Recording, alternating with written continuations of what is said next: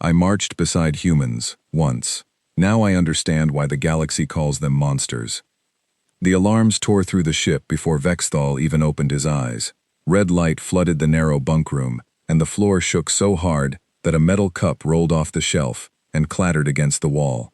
Somewhere above him, on the command deck, voices shouted numbers and coordinates faster than his translator could keep up. This was not a drill.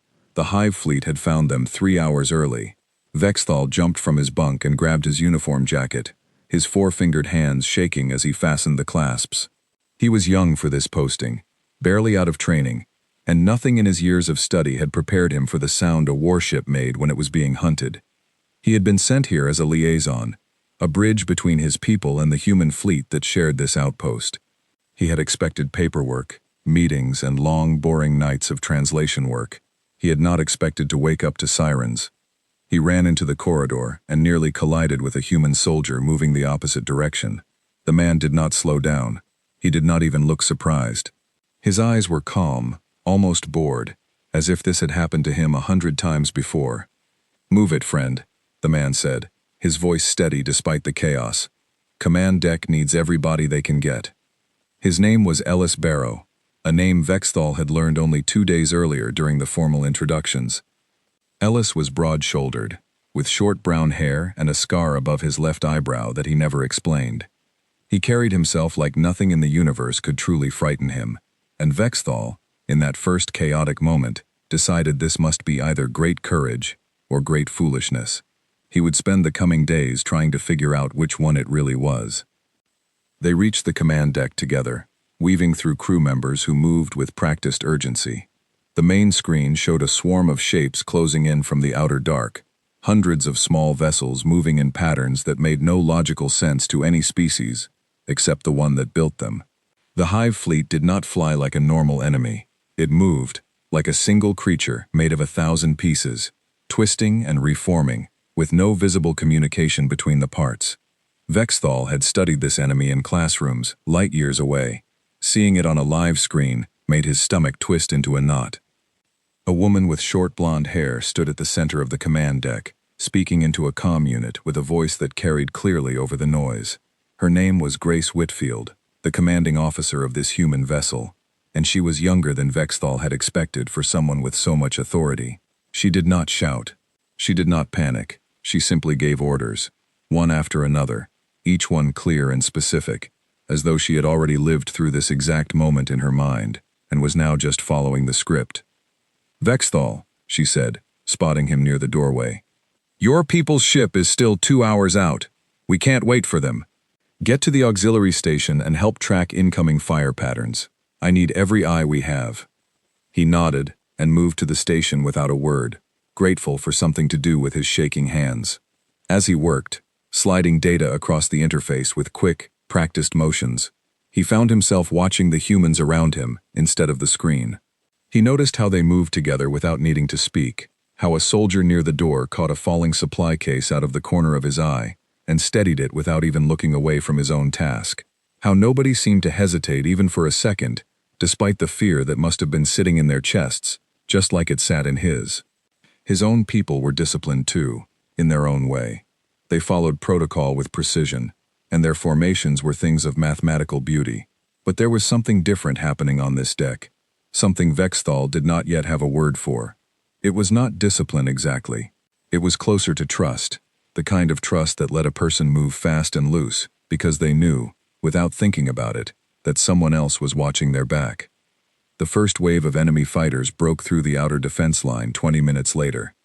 The ship rocked hard, throwing 2 crew members off their feet. Grace did not even flinch. She called for evasive maneuvers in the same steady voice she had used to greet Vexthal on his first day aboard, and the ship banked sharply, engines groaning under the strain. "Report," she said. "Shields at 60%, someone called back. "We're holding, but they keep coming." Vexthal watched the screen, his translators struggling to keep pace with the rapid human speech around him. He had heard stories about humans his whole life, stories passed down through generations of his people who had encountered them on distant trade routes and border conflicts. The stories were not kind. Humans were described as reckless, as creatures who fought without thinking, who threw away caution the way other species threw away trash. Elders in his home cluster spoke of humans the way one might speak of a wildfire, something to be respected only because it could not be reasoned with. Standing here now, watching Grace calmly direct her crew through what should have been a terrifying, overwhelming attack, Vexthal began to wonder if the stories had left something out. A voice crackled over the comm, sharp with static. It was the pilot of one of the small defense craft outside, a young man named Oliver Fenn, who could not have been more than 20 years old by human counting. His voice was tight with strain, but did not break. "I've got 3 bogies on my tail. I can shake 2, but the third is faster than my systems predicted. Requesting." The line cut to static. Vexthal's chest tightened. On the main screen, one of the small dots representing a defense craft blinked once and disappeared. For a moment, the command deck went completely silent. Then Grace's voice cut through it, steady as ever, though Vexthal thought he heard something new underneath it now, something sharper. "Redirect Fighter Squad 2, to cover that gap. Now." Nobody argued. Nobody paused to grieve. Not yet, though Vexthal could see the tension in every human face around him, the way their jaws tightened and their hands moved just a fraction faster than before. He realized, with a strange kind of surprise, that this was not the absence of feeling. It was feeling pushed down and controlled, channeled into action instead of panic. His people trained for calm under pressure too, but this felt different somehow. This felt personal, as if each loss struck these humans somewhere deep and private, even while their faces remained steady and their orders remained clear. The battle raged for what felt like hours, but was, according to the ship's clock, only 40 minutes. Vexthal tracked incoming fire patterns until his eyes ached, calling out warnings that the helm officer used to adjust their course again and again. He was not a soldier. He had never expected to be useful in a fight like this. But here, in this moment, his skills mattered, and for the first time since boarding this human vessel, he felt like more than just an observer sent to write reports for his superiors back home. Ellis appeared at his side partway through the battle, breathing hard, a fresh mark on his cheek that would surely bruise later. He had been running between decks, helping wherever help was needed, moving supplies and checking on wounded crew members with the same steady focus he had shown in the corridor earlier.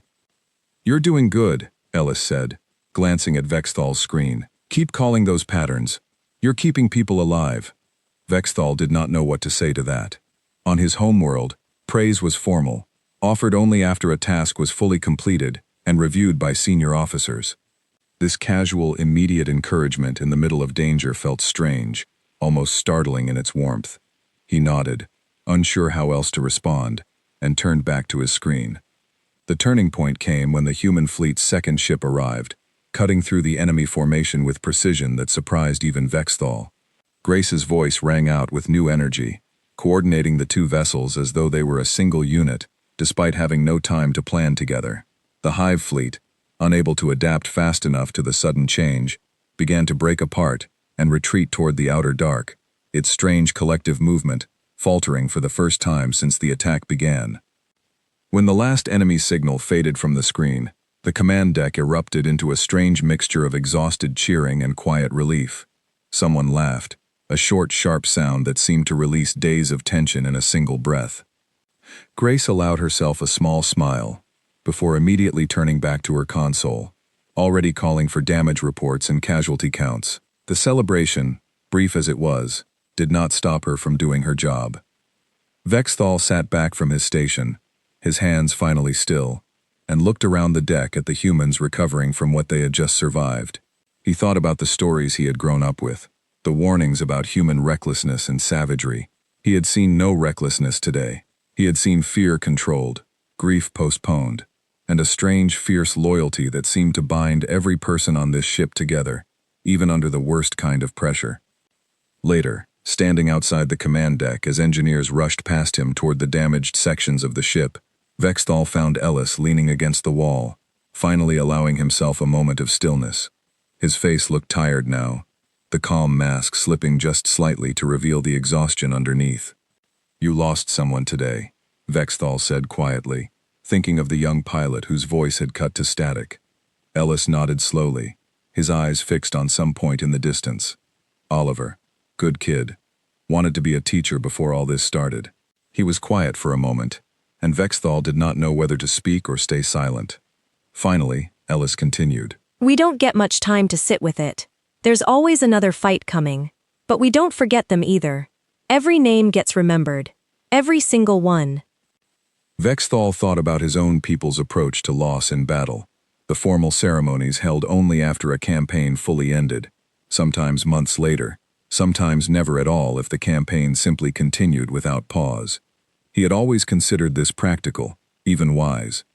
Grief, after all, could slow a soldier down when speed was needed most.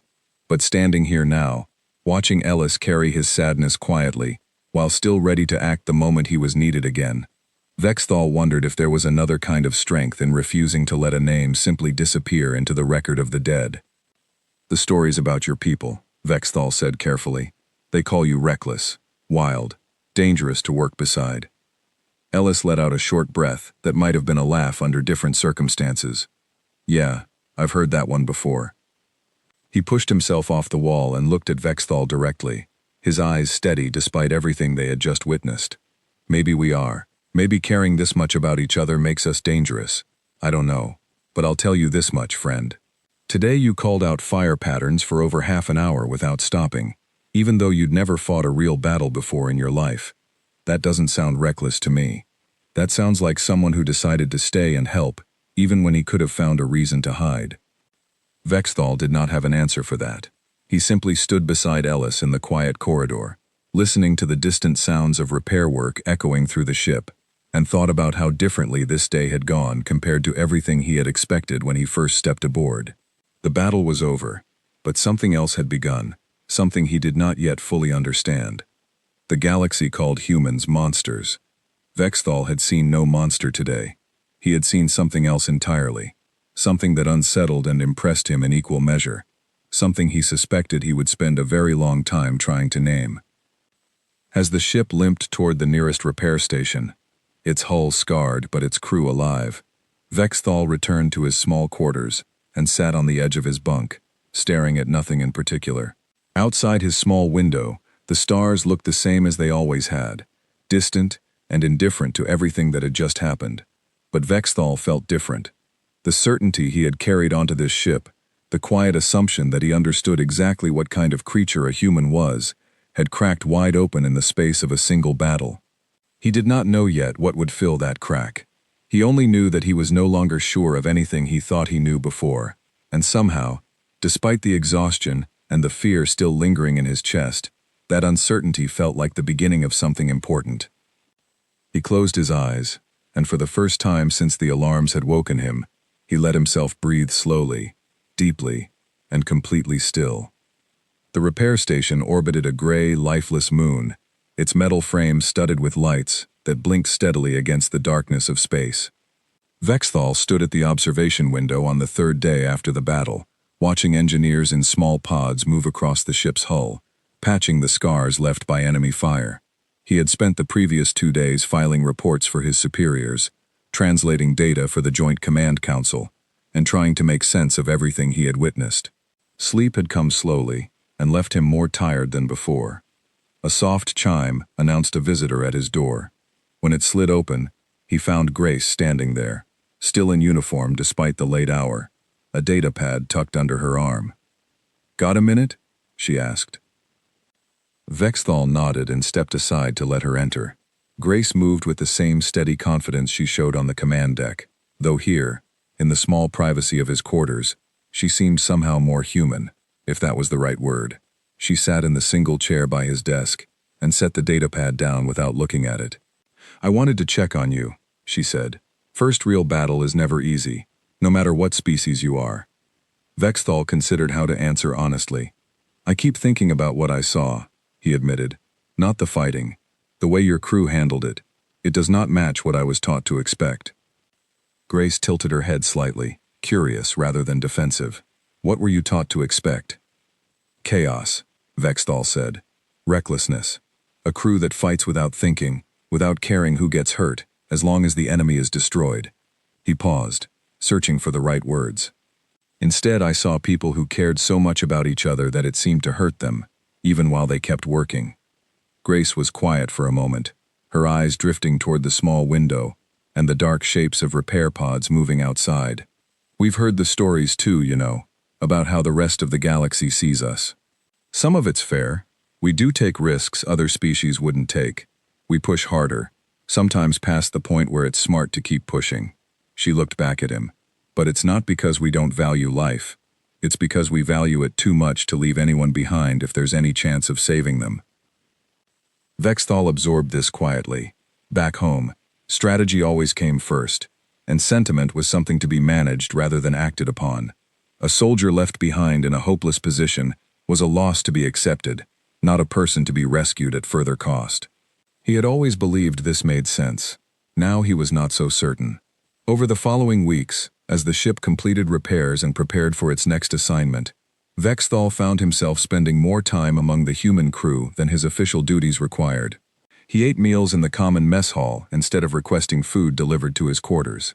He listened to their conversations, their jokes, their arguments over small things like which recipe made the best coffee substitute in deep space, and their quiet late-night talks about the families and friends they had left behind. He met a young engineer named Lucy Hartman, barely older than the pilot who had been lost in the first battle, who spent her free hours repairing small broken devices for anyone who asked, refusing payment even when crew members insisted. When Vexthal asked her why she did it, she simply shrugged and said it made her feel useful, like she was building something instead of just surviving one crisis after another. He met a quiet man named Nathan Foley, an older soldier who kept a small collection of photographs in his bunk, each one a person he had served with over the years, some of them still alive and serving elsewhere, some of them not. Nathan spoke about each photograph with the same steady respect, refusing to separate the living from the dead in how he honored them. Vexthal began to see a pattern forming, one that contradicted everything the stories back home had taught him. Humans were not careless with life. If anything, they seemed almost obsessed with preserving it, remembering it, honoring it, in ways his own culture rarely bothered with. Their recklessness, when it appeared, was not born from indifference. It came from an unwillingness to accept loss as simply the cost of doing business. One evening, as the ship prepared to depart the repair station for a new assignment along the contested border, Vexthal was called to an emergency briefing. A distress signal had been received from a small colony 3 systems away, a settlement of refugees who belonged to an alien species, allied loosely with the joint human coalition, but not directly tied to either government. The colony had no military protection of its own. Reports suggested the Hive fleet was moving in that direction, likely seeking an easy target to replenish its numbers before its next major offensive. Grace stood before the assembled officers, her face set with the same calm focus Vexthal had seen during the battle weeks earlier. "Command wants us to bypass the colony and continue toward the primary defensive line," she said, reading from the datapad in her hand. "Their assessment is that the colony holds no strategic value, and diverting resources to protect it would weaken our position at the border." A murmur passed through the room, quiet but clearly unhappy. Ellis, standing near the back, crossed his arms and shook his head slightly. Vexthal watched the reactions carefully, trying to understand what was happening.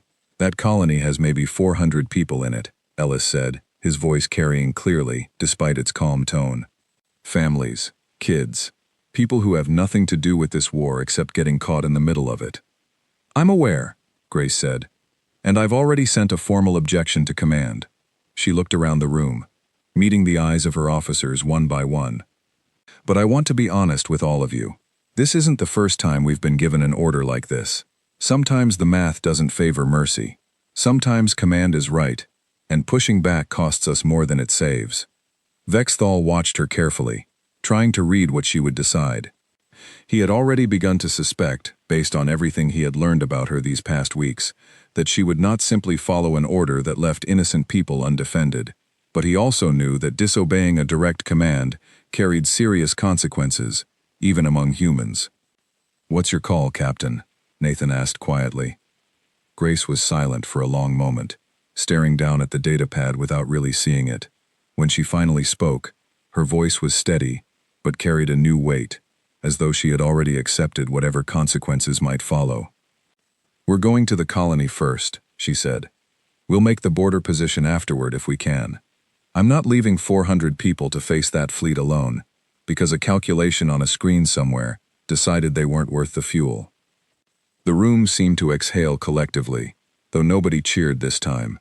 This was not a moment for celebration. It was a decision made with full knowledge of its cost, and every officer in that room understood exactly what Grace was risking by making it. Vexthal felt something shift inside him as he listened.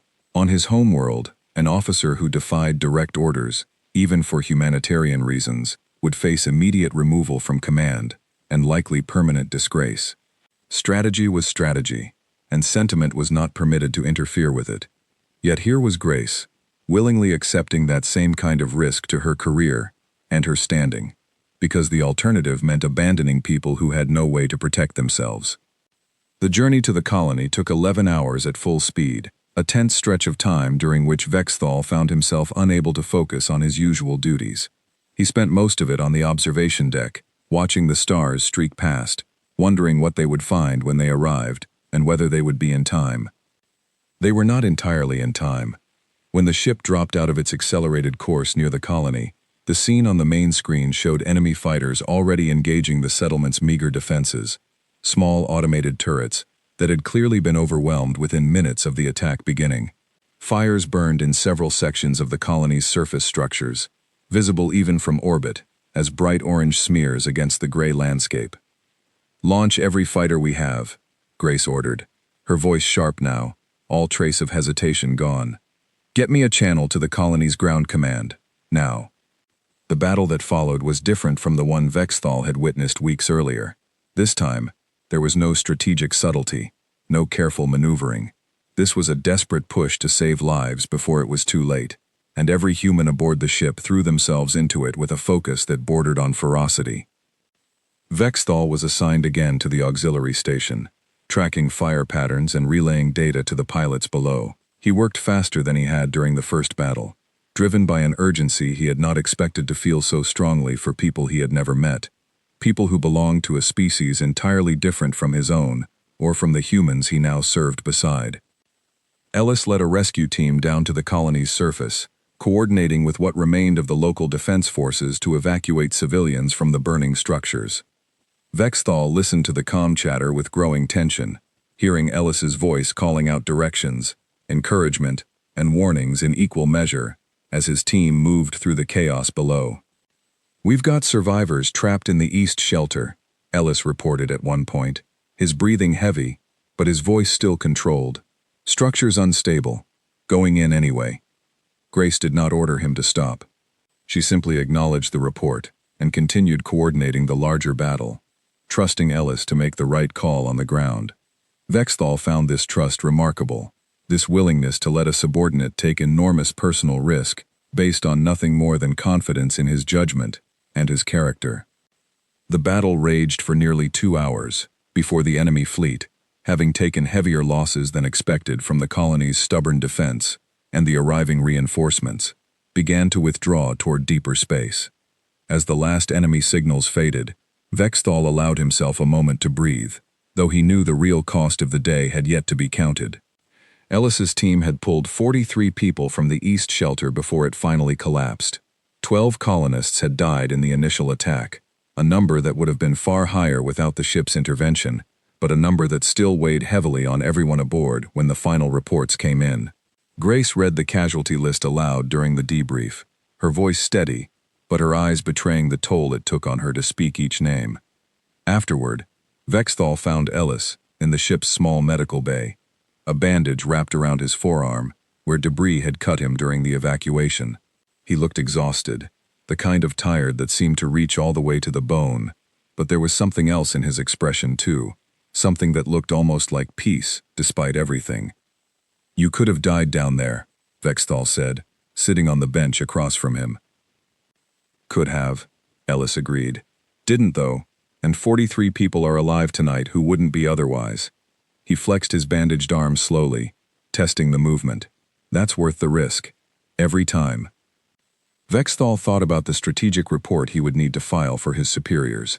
The cold calculations of resources spent versus resources gained, colonists saved versus fuel expended, risk taken versus strategic value protected. By every measure his people used to judge military decisions, today's mission had been questionable at best. And yet, sitting here across from a man who had willingly walked into a collapsing building to save strangers, Vexthal could not bring himself to see it as anything other than the right choice. "Command is not going to be pleased," Vexthal said carefully. Ellis smiled faintly, tired, but genuine. "No, probably not. Grace will take the heat for it, same as always. She always does." He looked at Vexthal directly, his eyes clear despite the exhaustion. "That's the thing your people's stories always get wrong about us. We know the cost. We're not blind to it. We just decide, every single time, that some things matter more than the cost." Vexthal returned to his quarters that night carrying a weight he had not felt before, a growing awareness that the simple stories he had grown up believing were far too small to contain the truth of what he was witnessing. Humans were not reckless because they failed to calculate risk. They were reckless because they had decided, collectively and repeatedly, that certain values were worth more than the safest possible outcome. It was a philosophy his own culture would call dangerous, even irrational.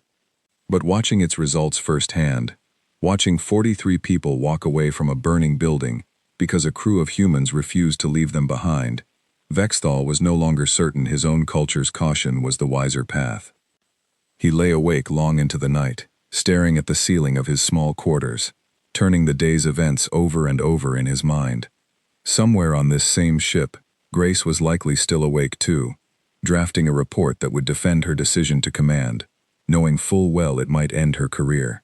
Ellis was resting with a bandaged arm, having risked his life for people who were not even his own kind. Lucy was probably still in the engine room, quietly checking systems for any last damage from the battle, refusing to rest until she was certain everyone else could rest safely. Nathan was likely adding new photographs to his small collection, honoring the lives lost today the same way he honored every loss before it. Vexthal closed his eyes and thought about the word his people used so freely, so casually, when speaking of humans: monsters. He turned the word over in his mind, testing its weight against everything he had witnessed these past weeks. It no longer fit the way it once had.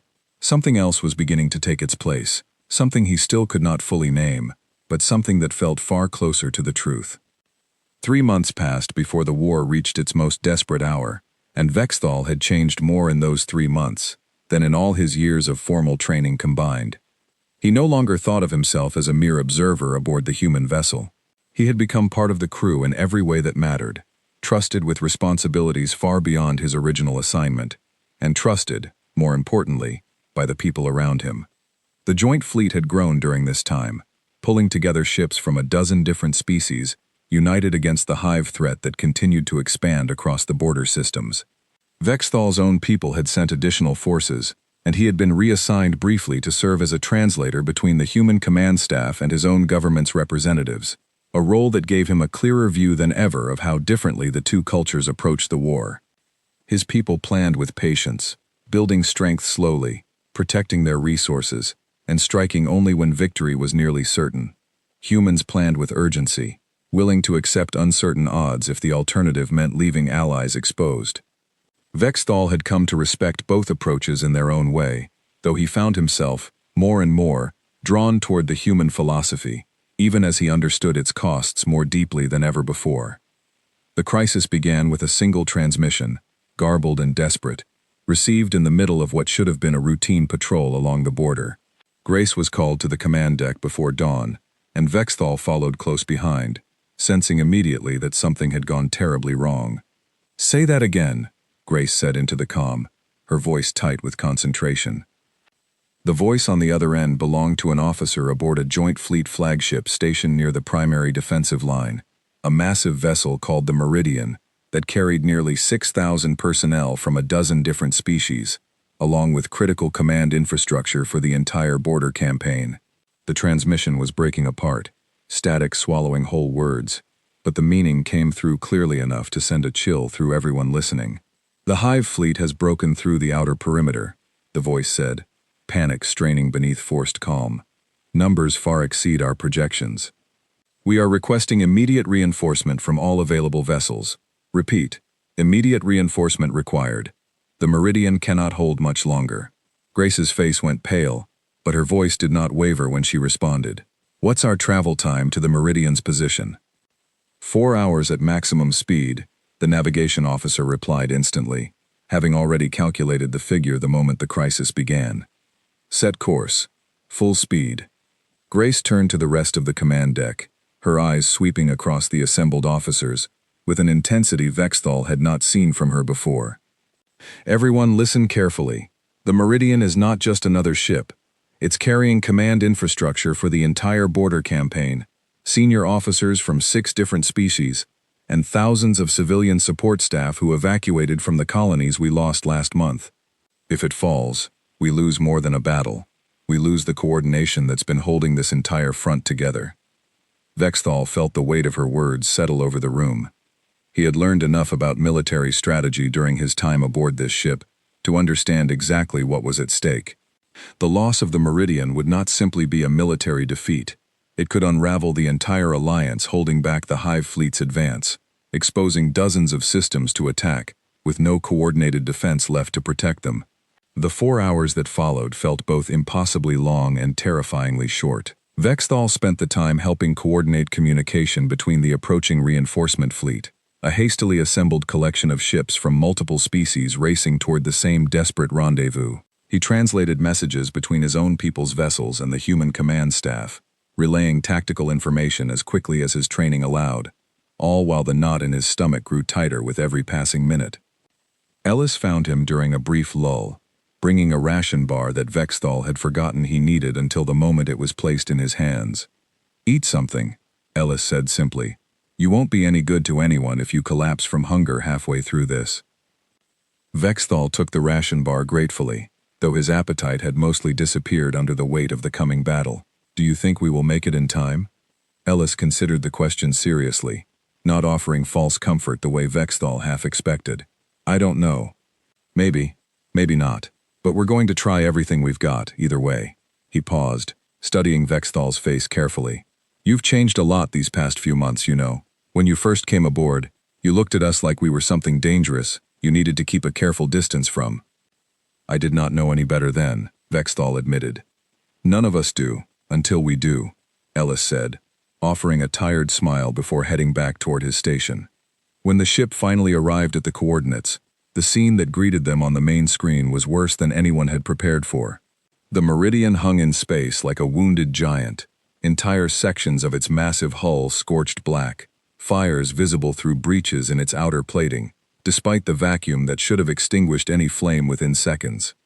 Dozens of enemy fighters swarmed around it in the same eerie, coordinated pattern Vexthal had come to recognize from his first battle months earlier, and smaller human and allied vessels fought desperately in the spaces between, trying to hold a defensive line that was clearly failing.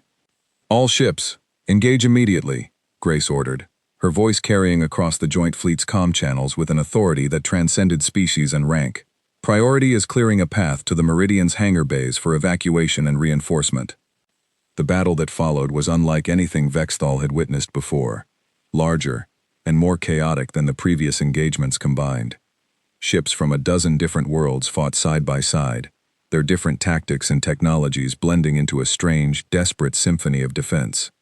Vexthal worked his station with a focus that pushed every other thought from his mind, tracking enemy patterns and relaying data faster than he had ever managed before, driven by an urgency that came not from training, but from something deeper, something he now recognized as genuine care for the people fighting and dying around him. Reports came in steadily from across the fleet, each one a small piece of a much larger, terrifying picture. The Meridian's shields were failing in multiple sections. Evacuation of critical personnel had begun, but was moving too slowly against the continuing assault.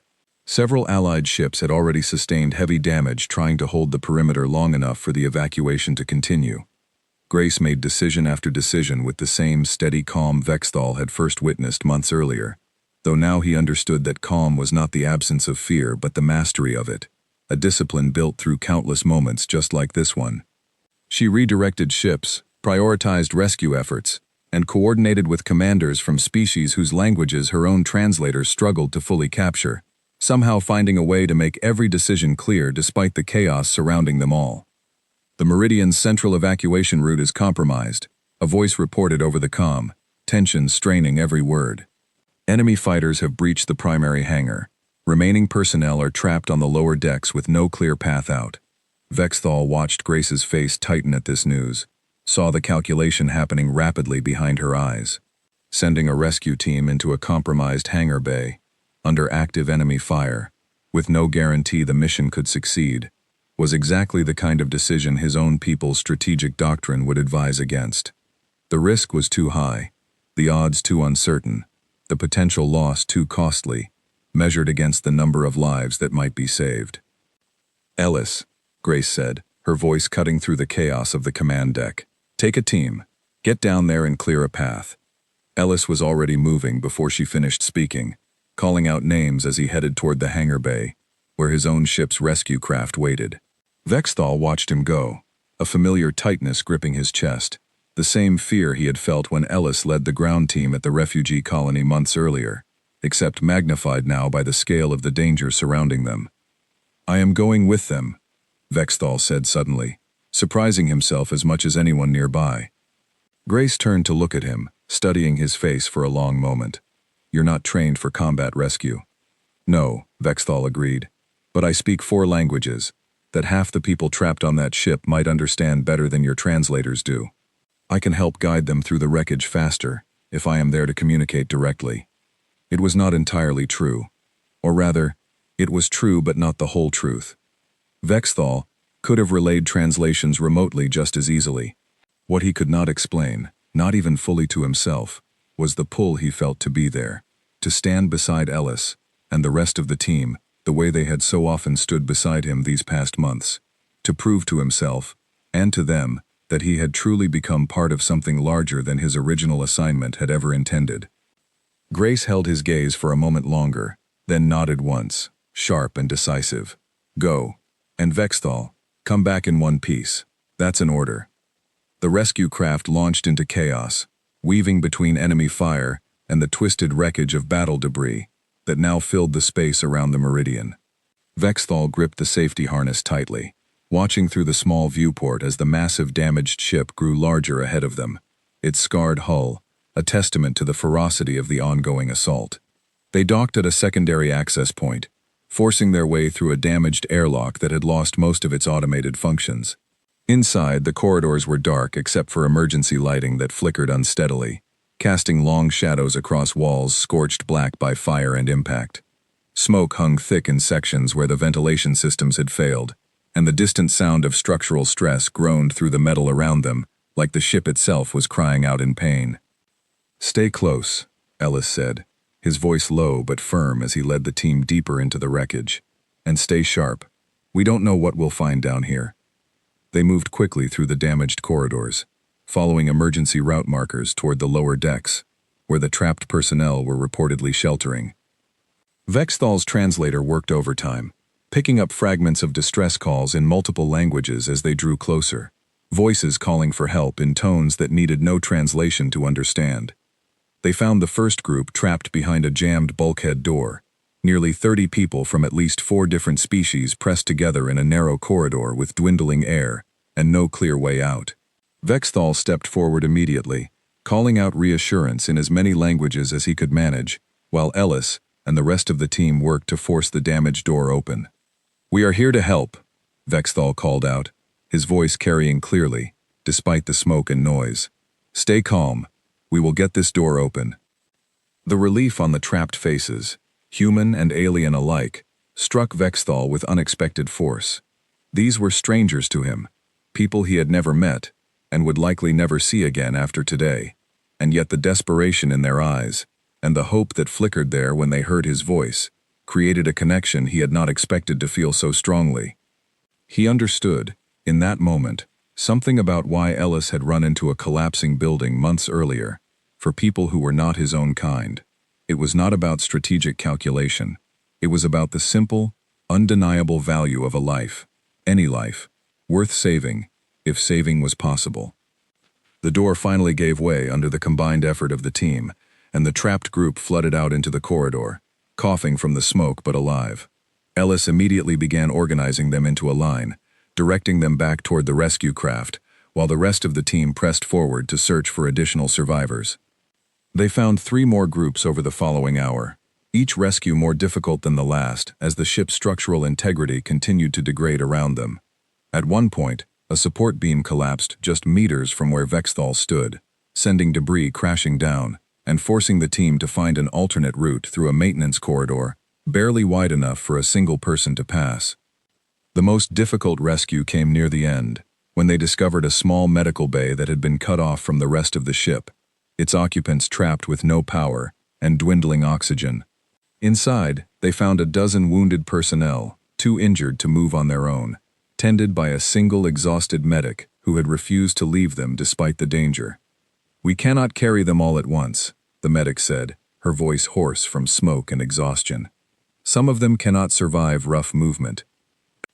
Ellis assessed the situation quickly, his eyes moving across the wounded with the practiced efficiency of someone who had faced impossible choices before and found ways through them anyway. "We'll make 2 trips. Vexthal, stay with the medic, and the ones we can't move yet. Keep them stable. We'll be back within 20 minutes.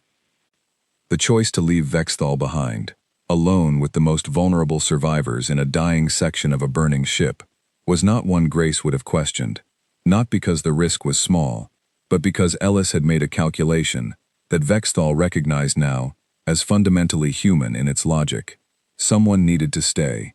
Vexthal could communicate and comfort in ways that mattered as much as physical strength in that moment. The choice was made not despite the danger, but because the value of what needed doing outweighed it. 20 minutes became 30, as the rescue team fought their way back through corridors that had grown increasingly unstable.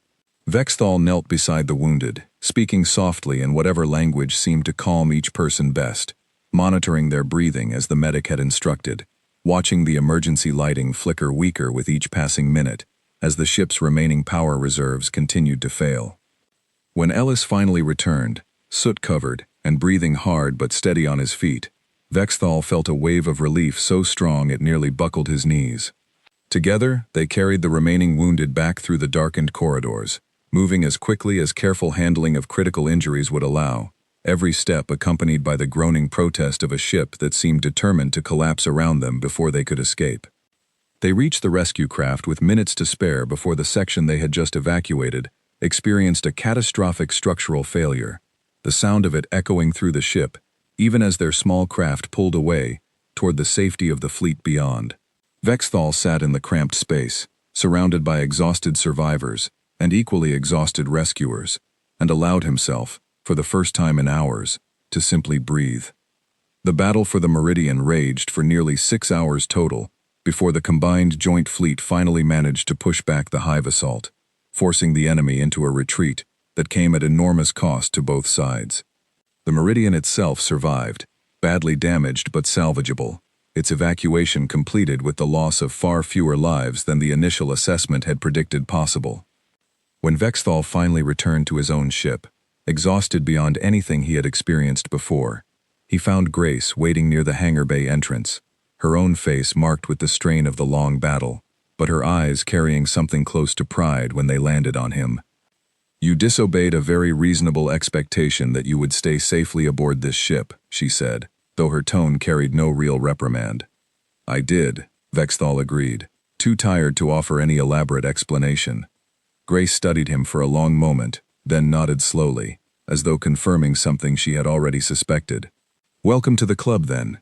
Get some rest. You've earned it." Vexthal made his way back to his quarters, through corridors filled with the quiet aftermath of battle, crew members moving slowly, some celebrating survival with exhausted relief, others processing losses that would need to be honored in the days ahead. He thought about the trapped survivors he had helped comfort, about Ellis running back into danger without a second thought, about Grace making impossible decisions with a steadiness that masked but never eliminated the fear beneath it. He thought, too, about the word his people used so freely to describe humans, the word that had followed him onto this ship months ago, like a warning he had never fully questioned. Monster. He understood now, more clearly than ever before, that the word was not entirely wrong.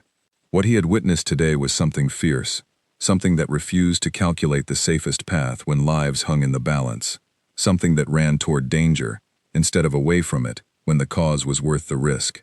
It was dangerous, in its own way. It was also, Vexthal now believed with growing certainty, one of the most remarkable things he had ever encountered in his life. He lay down on his bunk, too exhausted to remove his uniform, and let sleep finally claim him, carrying with it dreams of burning corridors and steady voices calling out reassurance through the smoke. The weeks following the battle for the Meridian brought a strange kind of quiet to the border campaign, the sort of pause that comes after a storm has passed, but before anyone fully trusts that the sky will stay clear. Repairs consumed most of the fleet's attention, and Vexthal found himself with more time than he had experienced in months, time he used to reflect on everything he had witnessed since first stepping aboard this human vessel. He requested a formal meeting with his own government's representatives during this lull, a request that surprised his superiors, given how rarely junior liaisons asked for direct audience with senior officials. But Vexthal felt a growing need to speak honestly about what he had learned, even knowing it might not be well received. The meeting took place aboard one of his people's diplomatic vessels, a sleek and quiet ship that felt almost sterile compared to the lived-in warmth of the human vessel he had grown accustomed to. Counselor Thren, an elder statesman who had overseen alien relations for decades, greeted him with the formal courtesy Vexthal remembered from his training, though something in the counselor's expression suggested he already sensed this meeting would not follow the usual script. "You requested this audience specifically," Thren said, settling into his seat across the polished table. "That is unusual for someone in your position. What troubles you, young liaison?" Vexthal took a steadying breath before speaking. "Counselor, I have served aboard the human vessel for nearly 6 months now. I have witnessed things that do not match the reports our intelligence services have long provided about human behavior and character." Thren's expression remained neutral, though his eyes sharpened with interest. "Explain." "The reports describe humans as reckless, as creatures who value victory over life, who fight without discipline or care for consequence." Vexthal chose his words carefully, aware of how much weight they carried in this formal setting. "What I have witnessed instead is a species willing to accept enormous personal risk, specifically because they refuse to abandon others, whether those others are their own kind or complete strangers from entirely different worlds. Their recklessness, if we must call it that, comes from valuing life too much, not too little." Thren was quiet for a long moment, his fingers steepled thoughtfully before him. "You speak with considerable conviction for someone whose original assignment was simply to observe and report." "I have done both," Vexthal said. "Observed and reported, exactly as instructed. But I believe our reports have been incomplete, perhaps for generations. We have measured humans by our own strategic doctrine and found them lacking in caution, without understanding that their apparent lack of caution serves a different value system entirely, one that produces results our own doctrine might never achieve." "Give me an example," Thren said. Vexthal told him about the refugee colony, about Grace's decision to disobey a direct order rather than abandon 400 civilians to almost certain destruction. He told him about the Meridian, about rescue teams moving through burning corridors for people they had never met and would likely never meet again. He spoke for nearly 20 minutes without interruption, the counselor listening with an intensity that suggested he was genuinely reconsidering assumptions he had held for a very long time. When Vexthal finished, Thren sat back slowly, his expression difficult to read. "This is a significant claim you are making, young liaison. If our understanding of human behavior has been fundamentally flawed, it changes how we should approach every aspect of this alliance, from military strategy to diplomatic negotiation." "I understand the weight of what I am suggesting," Vexthal said. "I would not raise it if I did not believe it to be true and important." Thren studied him for a long moment before finally nodding slowly. "I will bring your observations before the full council. I cannot promise they will be well received, particularly among those who have built careers on the old assumptions.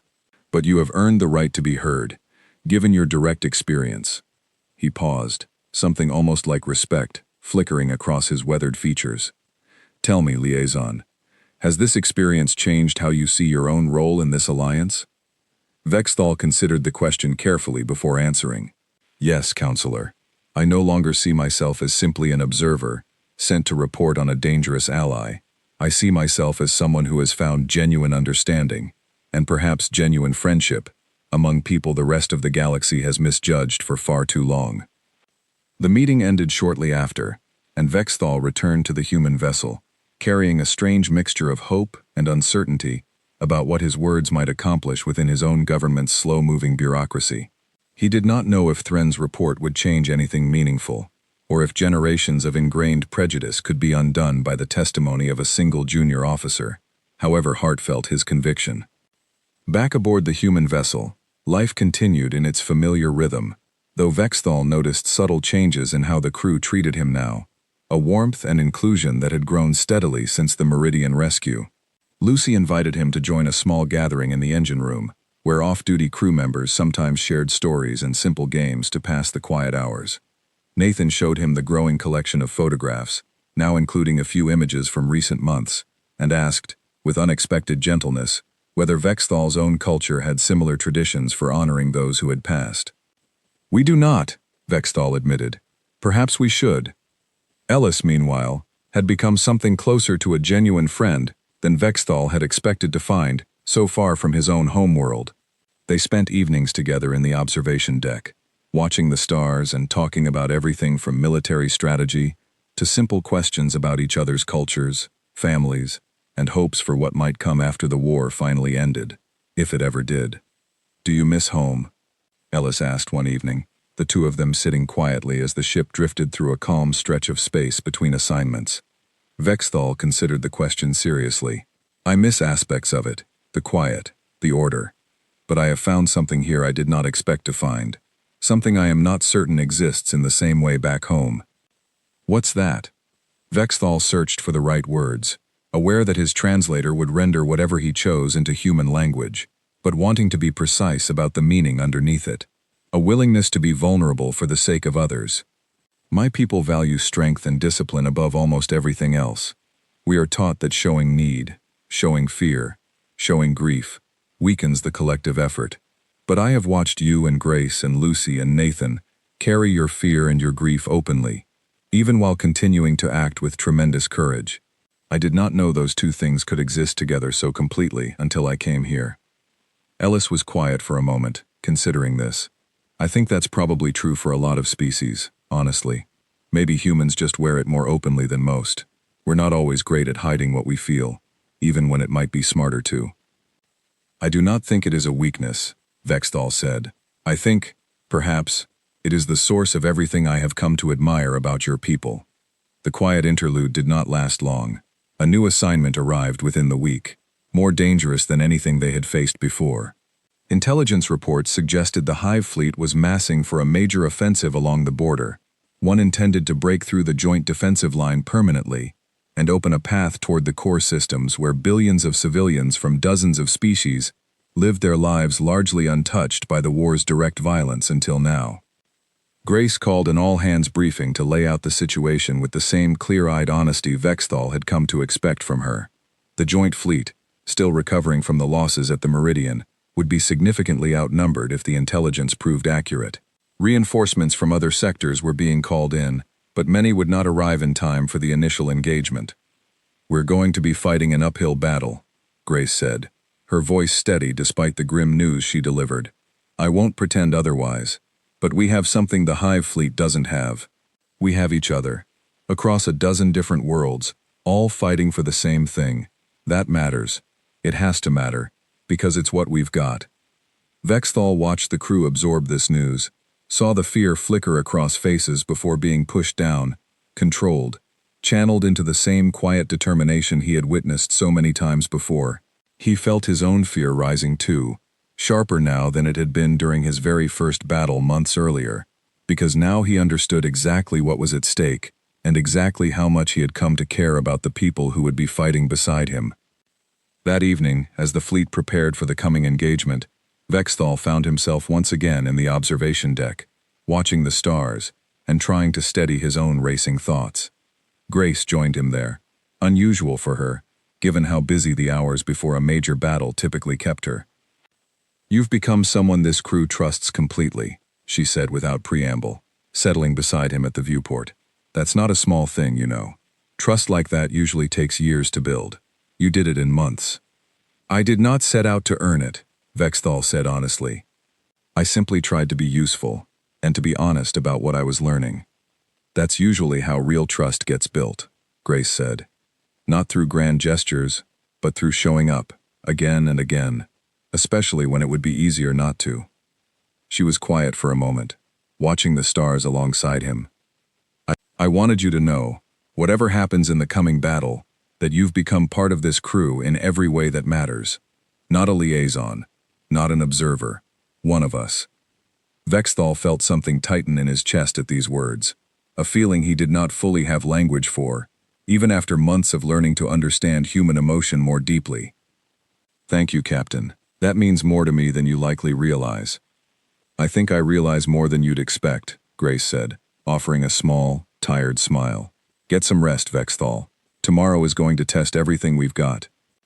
Vexthal did not sleep well that night, his mind cycling through everything he had witnessed and learned since first boarding this ship, everything that had brought him to this moment, standing on the edge of what might be the largest and most costly battle of the entire war.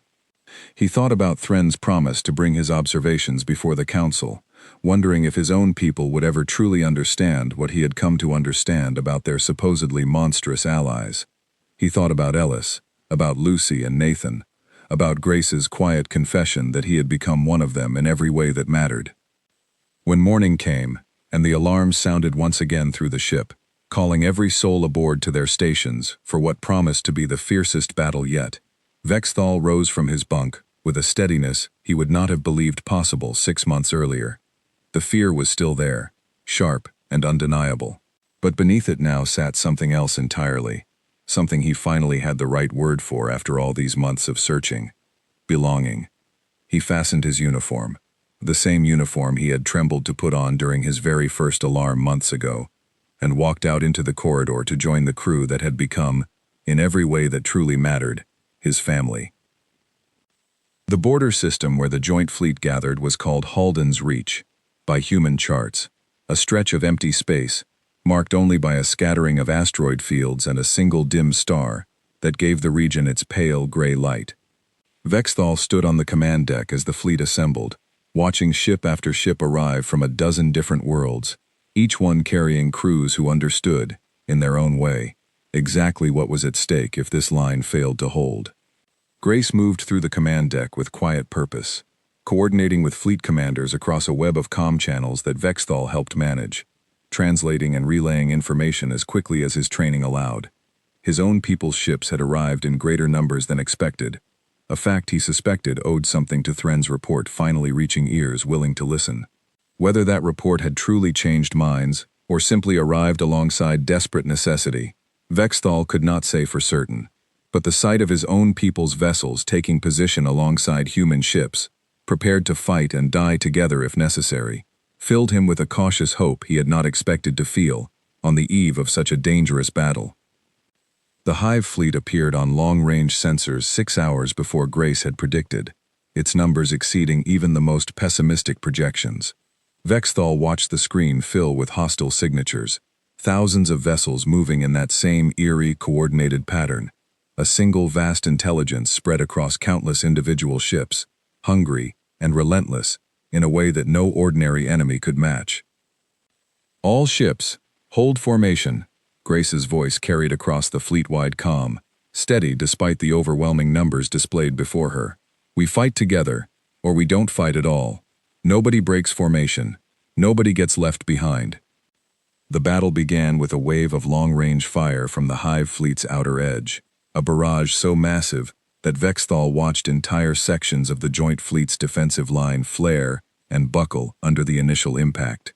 Ships he had come to recognize over months of shared campaigns took direct hits, their shields flaring bright before failing entirely, hulls scorched and battered but, against every grim expectation, mostly still holding together. Vexthal worked his station with a focus sharpened by months of experience, tracking enemy patterns and relaying data to pilots across the fleet, his translations flowing seamlessly now between human tactical language and the different terminologies used by allied species fighting alongside them. He had become, without quite realizing when the transformation completed, an essential part of this vast coordinated effort, a bridge not just between two cultures, but among many, all fighting toward the same desperate goal. The battle stretched across hours that blurred together into a single continuous effort of concentration and endurance. Ellis led ground and boarding operations against hive vessels that ventured too close to the fleet's core formations, his teams fighting with the same fierce protective determination Vexthal had witnessed at the refugee colony and aboard the Meridian, refusing to abandon damaged ships or stranded crew members, no matter how difficult the rescue proved to be. Lucy worked tirelessly in the engine room, keeping the ship's systems functioning through damage that would have crippled a less determined crew, her hands steady despite the chaos surrounding her, driven by the same quiet dedication Vexthal had come to admire since their first conversation months earlier. Nathan moved through the ship's corridors during brief lulls in the fighting, checking on wounded crew members and offering steady reassurance to anyone who needed it, his calm presence a small anchor of stability amid the surrounding chaos. Midway through the battle, disaster struck. A coordinated hive assault targeted the fleet's command coordination hub, a smaller vessel responsible for relaying tactical information across the scattered formations. Its destruction would fracture the fleet's ability to fight as a unified force, breaking the joint effort into isolated pockets of resistance that the hive's overwhelming numbers could pick apart one by one. "They're targeting the Ashworth," a voice called out over the comm, tension straining every word. "Shields failing. They can't hold much longer." Grace's face tightened with the weight of an impossible decision. Sending reinforcements to protect the Ashworth meant weakening their own position at a critical moment in the battle. Not sending them meant losing the coordination hub that held the entire fleet's strategy together. "Redirect the 2nd Squadron to cover the Ashworth," Grace ordered without hesitation, though Vexthal could see the cost of the decision written across her steady expression. "We hold our own line with what we've got left." The next 20 minutes tested the joint fleet more severely than anything Vexthal had witnessed before. Their own ship took hit after hit, the hull groaning under the strain, emergency lighting flickering as backup systems struggled to compensate for failing primary power. Vexthal continued working his station through it all, driven by a focus that had become almost automatic after months of shared battles. His fear pushed down and channeled into the steady, essential work of keeping the fleet's coordination alive. A massive impact rocked the ship violently, throwing Vexthal from his station and slamming him against the deck.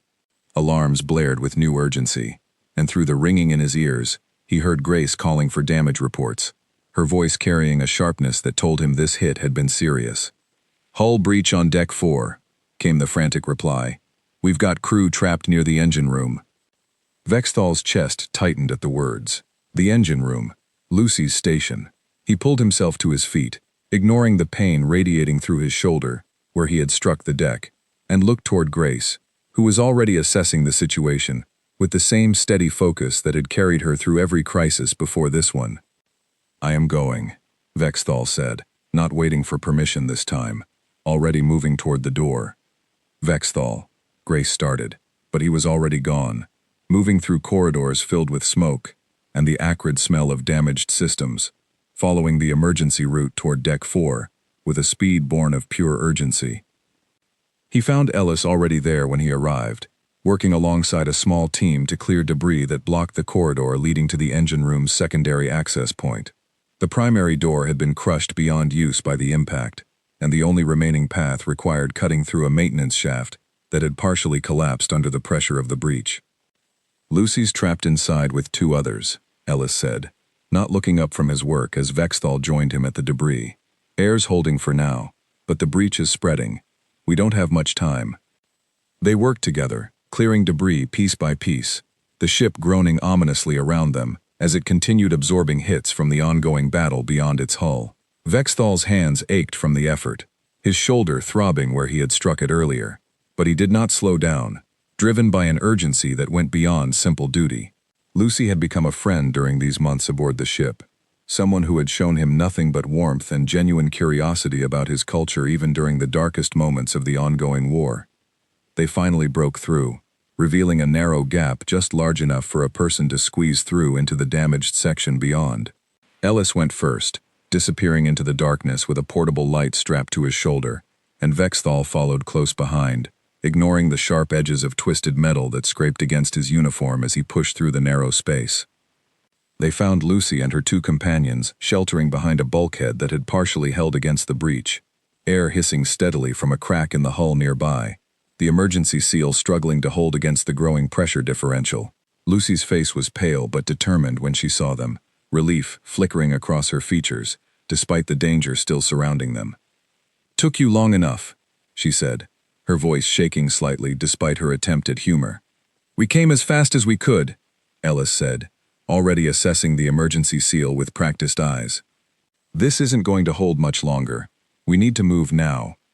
They worked quickly, guiding Lucy and her companions back through the narrow gap they had cleared, Vexthal bringing up the rear to ensure nobody was left behind in the darkness. The emergency seal failed just as the last person cleared the gap, a rush of decompression sealing itself off automatically as backup systems engaged. But the sound of it, sharp and violent, sent a chill through Vexthal that had nothing to do with the temperature of the ship's damaged corridors. They made it back to the main corridor moments before another impact rocked the ship, this one less severe than the last but still enough to send everyone stumbling against the walls. Lucy gripped Vexthal's arm to steady herself, her eyes meeting his with a gratitude that needed no translation across their different languages. "Thank you," she said simply. "Both of you. We do not leave people behind," Vexthal said, the words coming naturally now, in a way they never would have when he first boarded this ship 6 months earlier. "That is what we have learned to do together." They returned to their stations as quickly as the damaged corridors allowed, the battle still raging around them with no clear end in sight. Vexthal resumed his work at the auxiliary station, his shoulder throbbing and his hands still shaking slightly from adrenaline, but his focus sharper than ever, driven now by an even deeper understanding of exactly what he was fighting to protect.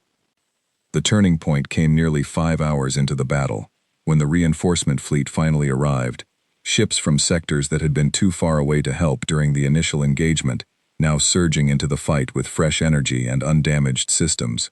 The Hive fleet, already weakened by hours of fierce resistance from the joint coalition, began to falter under the renewed assault, its strange coordinated movements growing increasingly erratic as losses mounted beyond whatever threshold governed its collective intelligence.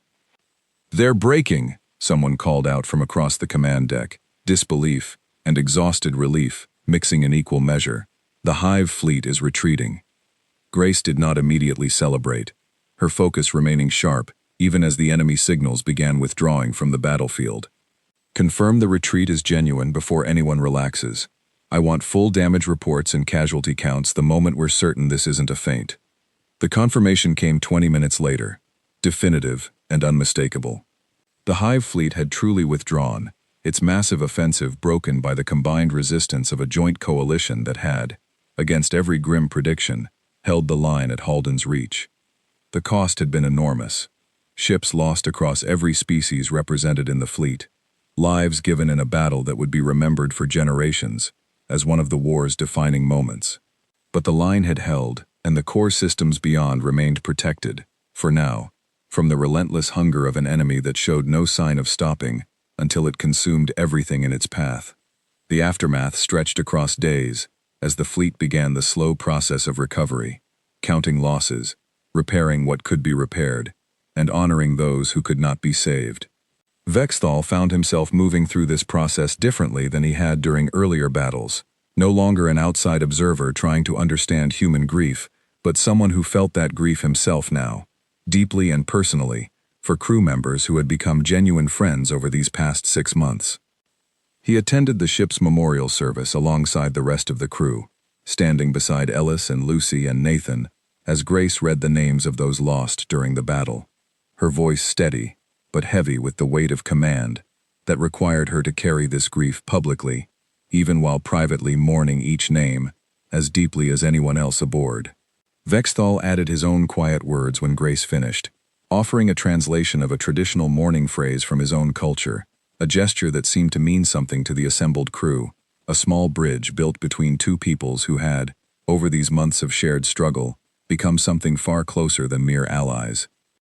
Weeks later, as the fleet continued its slow recovery and the war moved into a new, uncertain phase, Vexthal received formal word from his own government.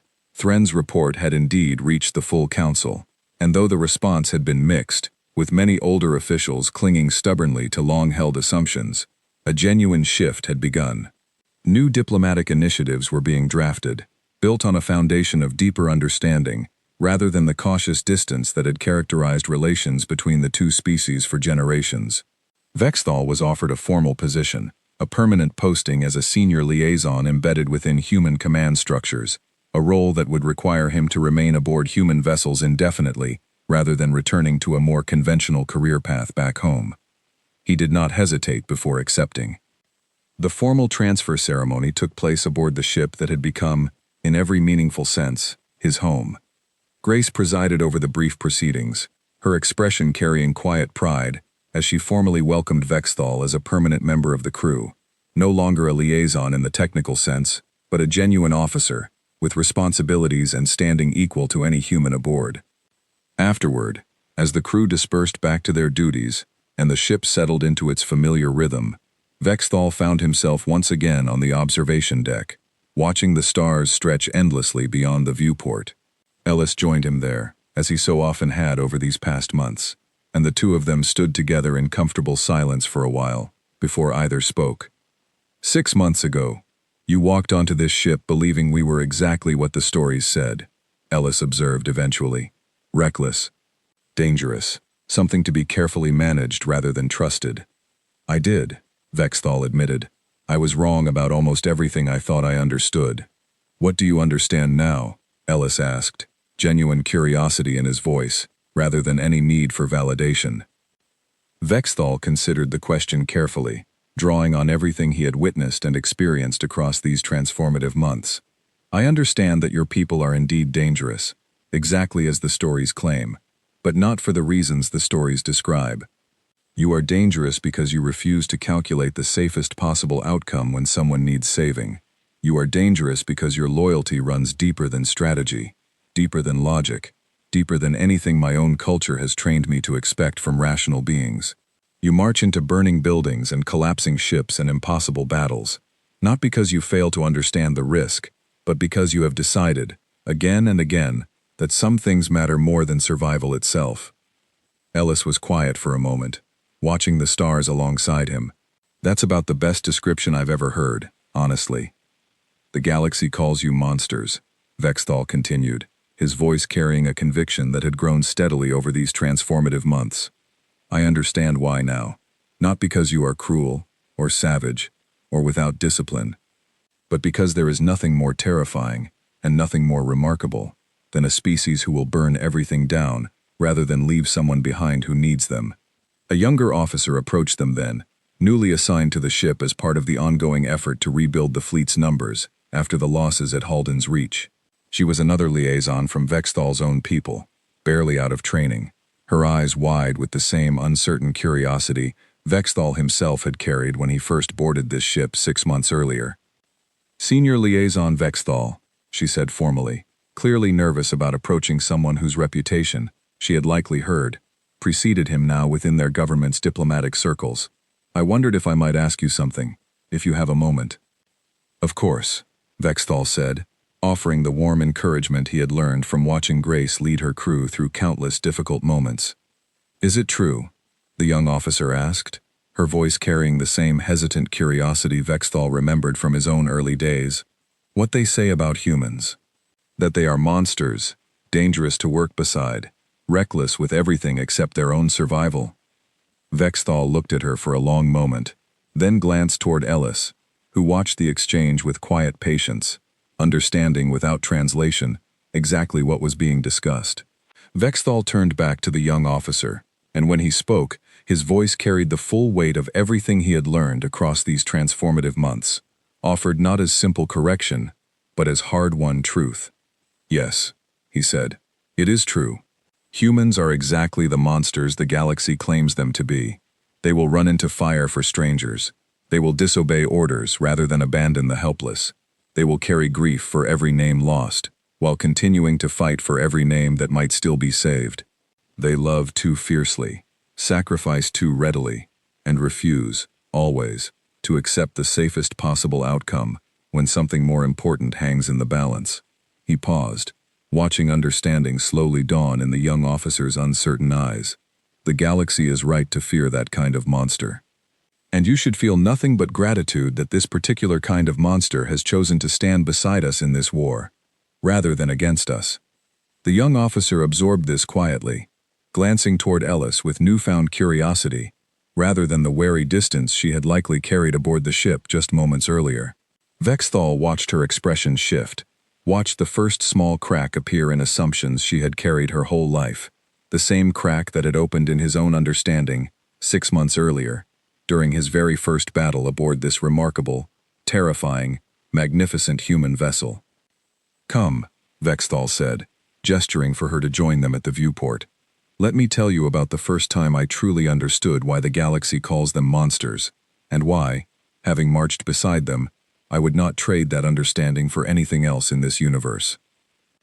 The three of them stood together at the observation deck, watching the endless stars stretch beyond the ship's hull, and Vexthal began to tell his story, the same story he would carry with him for the rest of his life, a testament to everything he had learned about courage, sacrifice, and the strange, fierce, unbreakable loyalty that made humans exactly the kind of monsters the galaxy had every right to fear, and every reason to be endlessly grateful for.